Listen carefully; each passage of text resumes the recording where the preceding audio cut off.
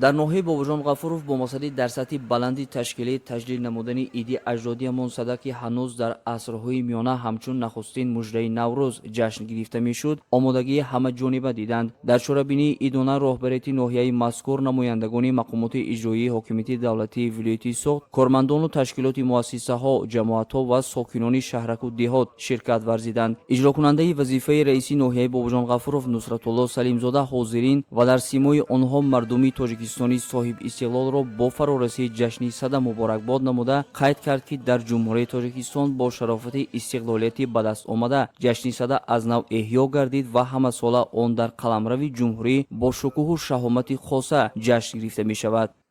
امروز من بسیار خرسند هستم که با دستگیری پیشواهای ملت اساسگذاری صلح و وحدت در زمان جشن صدا را ما در ناحیه باباجان غفورov با سطح بلند جشن گرفته ایستادیم. من این در حاضر خیلی که میبینید همین در اینجا ایستادگی هنرهای ملی خودم میباشد که عین حال با دستگیری شغل اهالی ناحیه باباجان غفورov کورس های کوتاه مدت به مانند اطلس و ادرس بافی، قالین بافی و دیگر نمودهای هنرهای ملی را آموخته ایستادیم. در ایدگاه رسته های نمایشی دستاوردهای ساحه کشاورزی نمودهای گوناگونی تخمی زراعت‌ها نهال درختان میوه‌دهنده و آرایشی و همیشه سبز و غیره با معرض دید گذاشته شد. اینچنین نوعهای گوناگونی هنرهای مردمی مهارتی پزندگان ماهر نوعهای گوناگونی طعامهای ملی پارچه‌های اطلس و ادرس زردوزی گلدوزی زرگری و لباسهای ملی با معرض دید گذاشته شد. با شرافت صاحب استقلالی کشور امروز جشن صدا با شکوه و شهامت خیلی زیاد جشن گرفته ایستاده ایم. در اینجا زنان و بانوان ما از هنرهای خویش درک دادند، هنرمندان نو را ما پیدا نمودیم. در اینجا من هنرهای پزندگی، دوزندگی، قراق دوزی و چپان دوزی، کرپچه دوزی و پزندگی ها در اینجا معرفی گردیده ایستادند که این خیلی خرسندی آور است.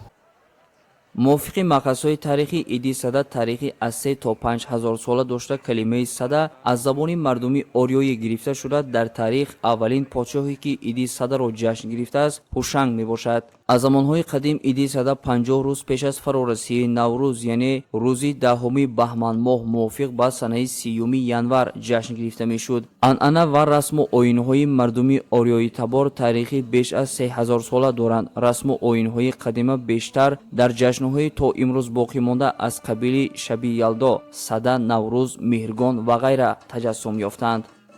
صدا یکی از ایدهای اجدادی ما تاجیکان است و باعث خرسندی و سرفرازی است که در دوران صاحب استقلالی محض با دستگیری‌های بی‌واسطه پیشوای معظم ملت اساسگذار صلح و وحدت ملی پرزیدنت جمهوری تاجیکستان محترم امام علی رحمان آن دوباره احیا گردید و امروزها سرتاسر وطن عزیزمان این عید با شکوه گذرانیده شده ایستاده است و امروز در ناحیه باباجان غفورov نیز با یک شکوه زیاد این جشن قید گرفته شد و ما افتخار از آن داریم که امروز در این وطن آباد و آسوده زندگی می نماییم و جشن‌های بزرگ را با یک جهان شکوه و شهامت در فضای آرام و آسوده پیشواز میگیریم.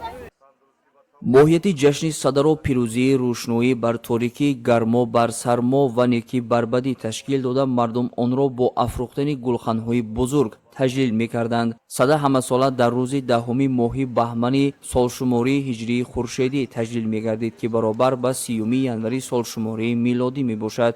چاربینی را برآمدی پرمحتوای حافظان و فرهنگچیان ناحیه حسنی تازه ضم نمود. طبق اطلاع مسئولین مقامات اجرایی حاکمیت دولتی ولایت سوخت امروز در دیگر شهر و نواحی ولایت نیز بخشیده به جشن صدا چاربینی‌های ایدانه خوب و خاطرمان برگزار گردیدند.